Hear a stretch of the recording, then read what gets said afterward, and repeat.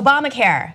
There's the latest effort to repeal Obamacare again. The Republicans are trying to adjust their actions from a couple of weeks ago. There is a new amendment for this new Obamacare repeal where they're trying to please all sides of the aisle, the moderates, the Freedom Caucus, but some of these moderate Republicans are not on board because it goes too far. And so they're adding all these amendments for things like pre-existing conditions, because turns out people want to have insurance if they have pre-existing conditions. Even Republicans in office want to have them. So we have, there's Fred Upton and Billy Long, their representatives who have been on the road talking about their amendment. Let's play that. I talked to the president yesterday afternoon. I told him I could not support the bill as it was then moving through the Rules Committee without added protections for those with pre-existing illnesses. And based on our discussions and the agreement on this amendment, can now be in a place where I can support the bill with such amendment. When they made what I consider the change to pre-existing conditions, that's when I said I'm a no. The president said, Billy, really need you. We need you, man. I said, you don't have me. He said, really need you. We went through that for 20 minutes. He called back yesterday. We need you, we need you, we need you. I said, I'm a no. And I stayed a no, and I said, Fred Upton and I have been working on some language that if we could get in there, it would get us both in the position where we need to be on pre-existing conditions to make sure those people are covered, because they need to be covered, period. And so today we're here announcing that with this addition that we brought to the president and sold him on in over an hour meeting in here with him, that we're both yeses on the bill.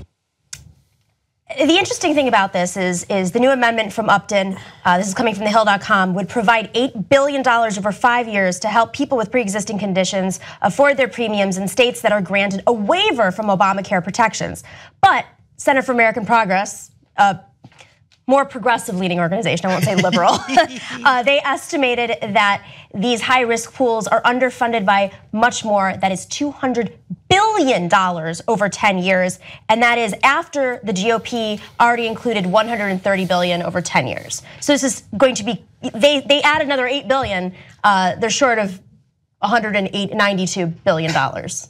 So with the $130 billion for people with pre-existing conditions, that fell 200 short. 200 billion short. So 200. So now they added 8 billion, and these guys think that's what they're. So what they're trying to do is snow the people in their districts to make them think that they actually are taken care of, but.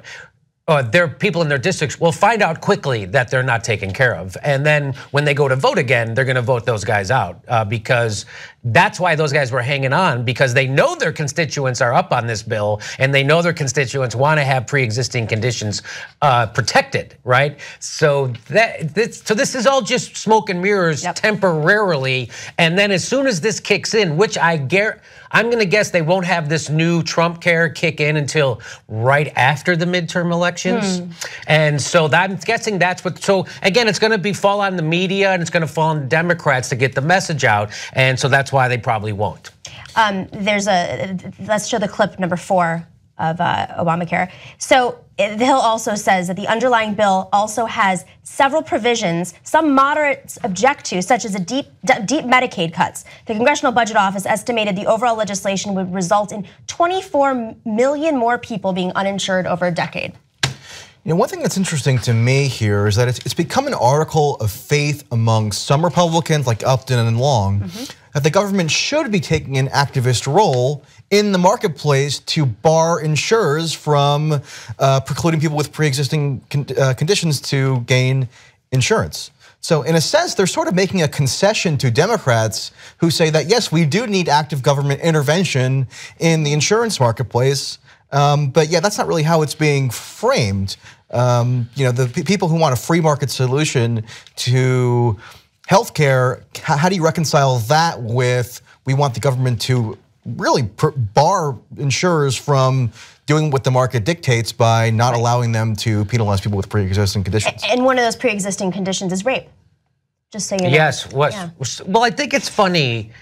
Or just kind of interesting that now what they're trying to do, what the Republicans are trying to do with their new health care bill, Trump Care, is they're now going around trying to convince their own constituents that it is as good as Obamacare.